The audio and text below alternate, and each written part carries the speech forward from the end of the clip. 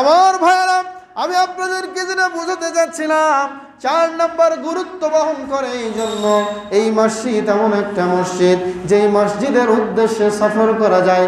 বিশ্বের 3য় ফজিলতপূর্ণ মসজিদ হলো মসজিদে আকসা। বলেন সুবহানাল্লাহ। 5 নম্বরে একটা ফজিলত হলো এই মসজিদটি হলো মুসলিম জাতির এক সময়ের কেবলা। সরি, এটা বলে ফেলছি। আরেকটি ফজিলত হচ্ছে এই মসজিদটি এমন একটা মসজিদ যেই মসজিদে আল্লাহর নবীর ইসরা মেরাজের স্মৃতি বিজড়িত একটা মসজিদ। এই মসজিদ থেকেই মেরাজ শুরু হয়েছিল। এই মসজিদ থেকে যাবার পরেই আল্লাহর নবীকে 50 ওয়াক্ত সালাত উপহার দেওয়া হয়েছিল। এই মসজিদ থেকেই সফরের কারণে, মেরাজের কারণে আমরা 5 ওয়াক্ত সালাত উপহার পেয়েছি। বলেন সুবহানাল্লাহ।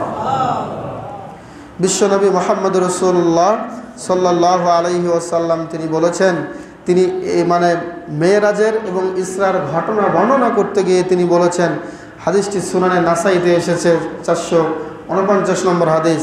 বিশ্বনবী বলেছেন, আমি মসজিদে আকসায় প্রবেশ করলাম, করে দেখি ইব্রাহিম আলাইহিস সালাতু ওয়াস সালাম ইউসাল্লি কায়মান, তিনি দাঁড়িয়ে সালাত আদায় করতেছেন। আমি নবী ঢুকে দেখি ইব্রাহিম নবীকে দেখলাম তিনিও সালাতে দাঁড়িয়ে আছেন। সাথে আরেকজন নবীকে দেখলাম, ঈসা আলাইহিস সালাতু ওয়াস সালামকেও দেখলাম নামাজে দাঁড়িয়ে আছেন। এবং পাশাপাশি এই মূসা আলাইহিস সালাতু ওয়াস সালাম ওনাকেও দেখলাম, উনিও সালাতে দাঁড়িয়ে আছেন। তিনি বিশ্বনবী এই 3 জন নবীর কথা সরাসরি হাদিসে বলেছেন। পাশাপাশি তিনি কিছু ব্যক্তির সাথে এই নবীদের চেহারার আকৃতি মিলিয়ে দিয়েছেন, যে আমি দেখলাম ওই লোকটির মতো মূসা, ওই লোকটির মতো ঈসা, ওই মানুষটির আমার ওই সাহাবীর মতো ইব্রাহিমের চেহারা, এরকম তিনি উল্লেখ করেছেন। বলেন সুবহানাল্লাহ। তাহলে বিশ্বনবী মেরাজের এবং ইসরার ঘটনা বর্ণনা করতে গিয়ে তিনি বললেন এভাবে, আমি যখন ঢুকলাম সাথে সাথে জিবরাইল আলাইহিস সালাতু ওয়াস সালাম আমার সাথে দাঁড়ানো। হঠাৎ করে ফাহানাতিস সালাম, সালাতের রক্ত হয়ে গেল। সালাতের ইমামতি কে করবে? বিশ্বনবী বললেন, ফাআমামতুহুমুস সালাহ। জিবরাইল আলাইহিস সালাতু ওয়াস সালাম আমাকে পেছন থেকে ধাক্কা দিলেন, একটু সামনে আগায় যেতে বললেন, আমাকে সামনে আগায় দিলেন। ফাআমামতুহুমুস সালাহ, আমি স্বয়ং নবী হয়ে সমস্ত নবীদের ইমামতি করলাম। সুবহানাল্লাহ। আমি শেষ নবী হয়ে সমস্ত নবীর ইমামতি করলাম। তাহলে বলুন তো আমরা 5 নম্বর ফজিলত কি পেলাম? এই মসজিদটি মেরাজ এবং ইসরার স্মৃতি বিজড়িত একটি মসজিদ। এই জন্য এই মসজিদটি আমাদের কাছে এত গুরুত্বপূর্ণ। আরেকটি গুরুত্বপূর্ণ হলো এই মসজিদুল আকসার যে জায়গা, আশপাশের যেই ভূমি আছে, জমিন আছে, এই জায়গাটুকুই হবে কিয়ামতের দিন হাসরের ময়দান। বলেন সুবহানাল্লাহ। বাংলাদেশের মুসল্লিরা সেই দিকেই দৌড়াবে, ইরাকের মুসল্লিরা ওই দিকেই দৌড়াবে, ভারতের মুসলমানেরা, ভারতের বান্দারা ওই দিকেই দৌড়াবে, এমনকি মক্কা মদিনা সৌদি আরবের গোলামেরাও ওই দিকেই দৌড়াবে। কেউ নিজ নিজ জায়গায় থাকতে পারবে না। হাসরের ময়দান যে জায়গায় হবে ওই জায়গাটির নাম হলো মসজিদুল আকসা। বলেন সুবহানাল্লাহ। চিন্তা করেছেন? সেখানে আল্লাহ রাব্বুল আলামিনের সিংহাসন থাকবে, সেখানে আল্লাহ রাব্বুল আলামিন বিচার ফয়সালা শুরু করবেন। এমন একটা গুরুত্বপূর্ণ জায়গা হলো ফিলিস্তিনের মসজিদে আকসা। চিন্তা করেন যে কেমন জায়গার অধিবাসী আমরা, কেমন জায়গায় আমাদের নবীদের পদচারণা হয়েছিল। এর দলিল হচ্ছে আবু ইয়ালা, একটা হাদিসের গ্রন্থ আছে, তার হাদিসের গ্রন্থের মধ্যে 7088 নম্বর হাদিস। বিশ্বনবী সেখানে বলেছিলেন, মাইমুনা একদিন বিশ্বনবীকে বলছেন তার স্ত্রী, ইয়া রাসূলুল্লাহ আফতিনা ফি বাইতুল মুকাদ্দাস, আমাকে বাইতুল মুকাদ্দাস সম্পর্কে কিছু বলেন, আমাদেরকে বাইতুল মুকাদ্দাস সম্পর্কে কিছু ধারণা দেন। বিশ্বনবী বললেন, শোনো আমার মাইমুনা, হে মাইমুনা, মসজিদুল আকসা এমন একটা জায়গা, এই মসজিদে আকসা হলো হুয়া আরদুল মাহশার, মসজিদে আকসা হলো হাসরের ময়দান হবে। বলেন সুবহানাল্লাহ। ওয়া আরদুল মানশার, এখানে সবাই একত্রিত হবে। অতএব মাইমুনা শুনে নাও, ওয়াতুহু ফাসাল্লু ফিহি, তোমাদের সাধ্য হলে তোমরা মসজিদে আকসায় যেও, মসজিদে আকসায় গিয়ে তোমরা সালাত আদায় করো। ফিলিস্তিনে বিশ্বনবী যেতে বলেছেন, তোমাদের সাধ্য হলে ফিলিস্তিনে যাও, যে সেই মসজিদে সালাত আদায় করে এসো। সুবহানাল্লাহ। বিশ্বের পৃথিবী থেকে বিভিন্ন রাষ্ট্র থেকে এখনো হাজারো মুসল্লি যায় শুধুমাত্র এই মসজিদে 2 রাকাত সালাত আদায়ের জন্য। সুবহানাল্লাহ। এটা বিশ্বনবীর আদেশ, যাদের সাধ্য হয় তোমরা যে এই মসজিদে 2 রাকাত সালাত আদায় করো। অনেকে যেরকম ইচ্ছা করেন যে মিয়া সাহেবের বাড়িতে গিয়ে 2 রাকাত সালাত আদায় করবো, হয় না এরকম? ঈদের দিনেও যায় অনেকে, জুমার দিনেও যায়। অনেকে মনে করে পাঁচটুকি মাদ্রাসায় সুন্দর একটা মসজিদ হয়েছে, সেখানে একটু যাব, যে 2 রাকাত একদিন জুমার সালাত আদায় করে আসবো, বা যে কোনো 4 রাকাত জামাতের সাথে সালাত আদায় করে আসলাম।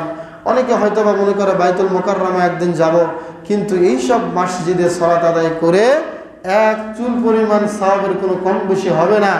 একমাত্র ফিলিস্তিনের মসজিদে আকসায় গিয়ে যদি কেউ সালাত আদায় করে, সেই ক্ষেত্রে বিশ্বনবী বলেছেন 500 রাকাত নামাজের সওয়াব হয়ে যাবে।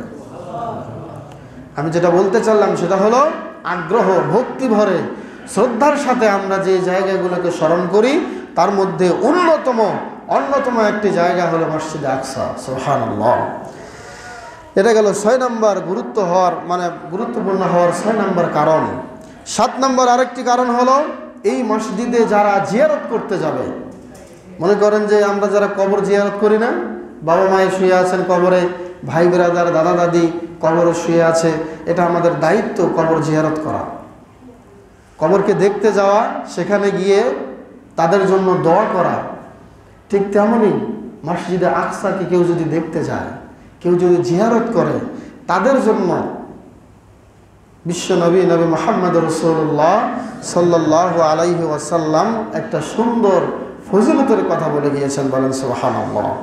তিনি বলেছেন, শোনো ও আমার সাহাবীরা, এই মসজিদে আকসা এমন একটি জায়গা, লাম্মা ফারাগা সুলাইমান ইবনে দাউদ মিন বিনাই মসজিদিল আকসা, যখন সুলাইমান আলাইহিস সালাতু ওয়াস সালাম, দাউদ আলাইহিস সালাতু ওয়াস সালামের সন্তান সুলাইমান আলাইহিস সালাতু ওয়াস সালাম পয়গম্বর, যখন মসজিদে আকসা নির্মাণ করা শেষ করলেন, মসজিদে আকসা যখন একেবারেই পরিপূর্ণভাবে নির্মাণ করা শেষ করলেন, সাআলাল্লাহ সালাসান, আল্লাহর কাছে 3টি জিনিস সুলাইমান চাইলেন। কয়টি জিনিস? 3টি জিনিস চাইলেন। 1 নম্বরে আল্লাহর কাছে চাইলেন, আল্লাহ হুকমান ইউসাদিফুল হুকমাহু, আমি এমন হুকুম, এমন বিচার ফয়সালা করি, এমন বিচার ফয়সালা যেন আর কেউ করতে না পারে, এই বিচার ফয়সালাটা যেন আমারটাই উত্তম হয়। তাই হয়েছে। সুলাইমান আলাইহিস সালাতু ওয়াস সালাম কি আল্লাহ এটা দান করেছেন।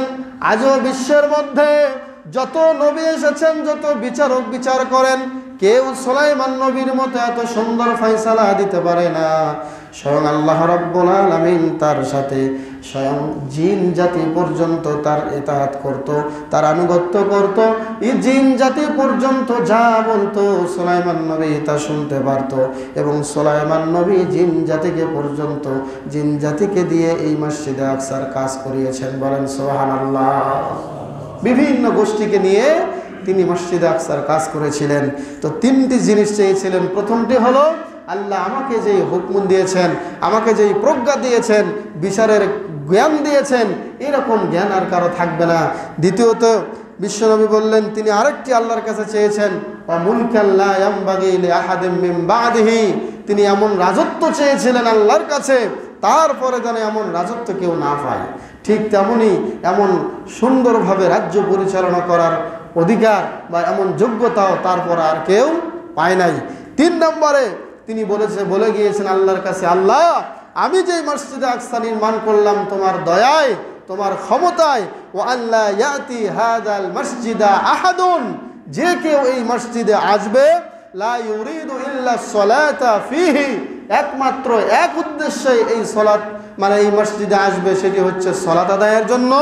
হে আল্লাহ, ইল্লা খরাজা মিন যুনুবিহি কায়াউমি ওয়ালাদাতহু উম্মুহু, সুনানে নাসাইয়ের মধ্যে এসেছে, সুলাইমান নবী আল্লাহকে বলেছিলেন যে আল্লাহ, যারা এই মসজিদে সালাত আদায়ের জন্য আসবে, ঠিক তারা যেন ওই দিনের মতো নিষ্পাপ হয়ে যায় যেই দিন তার মা তাকে দুনিয়াতে জন্ম দিয়েছিল। সুবহানাল্লাহ। চিন্তা করেছেন, মা যেমন দুনিয়াতে একটা শিশু জন্ম দেওয়ার পরে ওই শিশুর আমল নামায় যেমন কোনো গুনাহ থাকে না, ঠিক যারা এই মসজিদে আকসা যারা জিয়ারত করতে আসবে, সালাত আদায় করতে আসবে, আল্লাহ তুমি তাদেরকে নিষ্পাপ বানায় দিও। সুবহানাল্লাহ।